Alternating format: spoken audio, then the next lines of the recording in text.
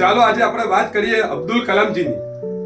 અબ્દુલ કલામજીનો જન્મ ખૂબ જ ગરીબ પરિવારમાં થયો હતો અને અબ્દુલ કલામજીએ બાળપણમાં અભ્યાસ કરવા માટે પસ્તી વેચીને જે પૈસા ભેગા થયા હતા તેનાથી અબ્દુલ કલામજીએ અભ્યાસ કર્યો હતો અને અબ્દુલ કલામજી ભણવામાં ખૂબ જ તેજસ્વી હતા.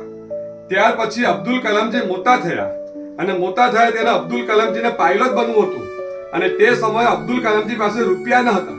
તેથી અબ્દુલ કલામજીએ પોતાની બહેનના દાગીના વેચીને કેરળથી ટ્રેનમાં બેસીને અબ્દુલ કલામજી દહેરાદૂન આવ્યા હતા અને દહેરાદૂનની પાયલોટની પરીક્ષામાં અબ્દુલ કલામજી નાપાસ થયા હતા અને તે સમયે અબ્દુલ કલામજી ત્યાંથી ઋષિકેશ આવે છે અને અબ્દુલ કલામજી ખૂબ જ નાસીપાસ થયા હતા.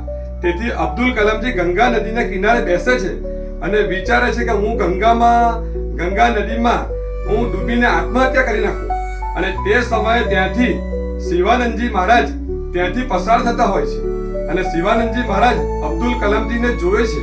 તે સમયે શિવાનંદજી મહારાજને ખ્યાલ આવી જાય છે કે આ છોકરો આત્મહત્યા કરવા માંગે છે. તેથી શિવાનંદજી મહારાજ એને કહે છે કે તું અહીંથી ચાલ્યો જા.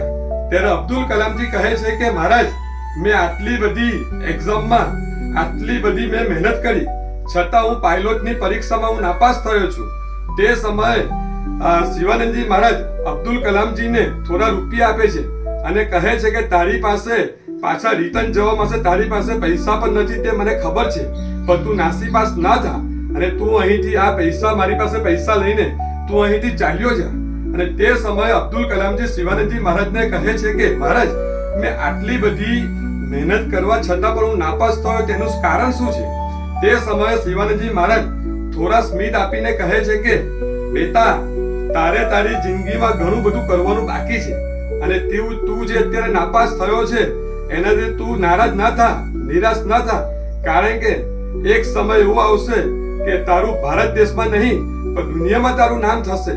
અને ત્યાર પછી જોવા જઈએ તો અબ્દુલ કલામજી ત્યાર પછી ત્યાંથી ચાલ્યો જાય છે અને ત્યાર પછી ભવિષ્યમાં અબ્દુલ કલામજી ભારત દેશના એક મહાન વૈજ્ઞાનિક બને છે અને ત્યાર પછી ભારત દેશના રાષ્ટ્રપતિ પણ બને છે.